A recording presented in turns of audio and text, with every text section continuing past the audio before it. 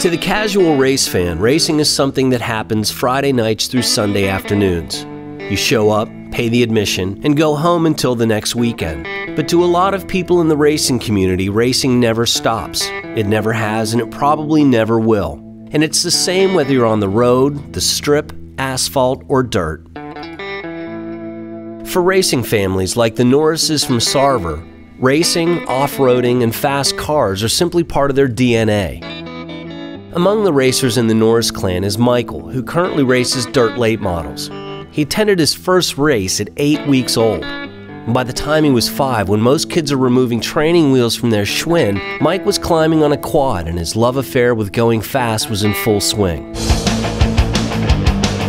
We're at Pittsburgh, Pennsylvania Motor Speedway for opening day.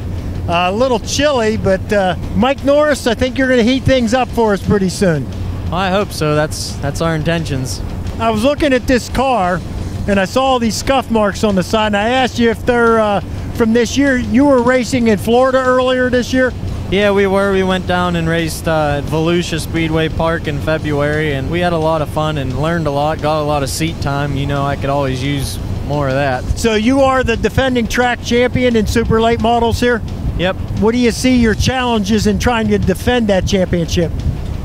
Mainly just the competition. I mean, this area, there's a ton of good cars that run here weekly, and that's the main thing. As long as we can stay consistent and keep learning stuff and, you know, keep up with everybody else, you know, this sport is constantly evolving and just trying to keep up with everything.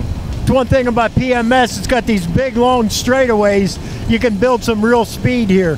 Yeah, it's a really big momentum place. I mean, like on a night like tonight, that it'll probably stay on the floor the whole way around. Just, this is such a huge track, and that's one of the things I like most about it. And you keep your momentum up a lot down here, and especially when it's bitey like this.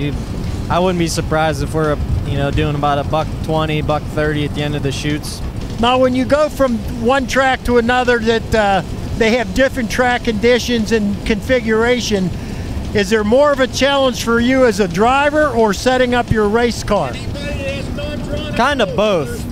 For me, a little bit of both. Like, say when we go to Lernerville, it's a completely different driving style than down here, in my opinion anyway. I mean, we go up there, you got to be much more freer with the car. It's a much more slinging in kind of place, and the setups are completely different. That's why we run 2 different cars, just because the amount you would have to change just to go from there to here, as an example, it's crazy. So it's very tough. I give the guys who do it, you know, run the summer nationals and stuff like that, I give them a lot of credit. And any true racing family will also tell you, the commitment level from friends and family knows no bounds. Best friends who spend day and night keeping your car on the track, moms and dads who feed and fuel the operation, sisters and girlfriends who lift you up and keep you focused, aunts and uncles who are there to help you out, and grandmas and grandpas who become your biggest cheering section on and off the track. Oh yeah, and the sponsors who make it all happen. Michael is currently the youngest late model driver to win both a feature and a championship at Pittsburgh's Pennsylvania Motor Speedway. He won the championship in 2012 and fell just a few points shy of doing it again in 2013.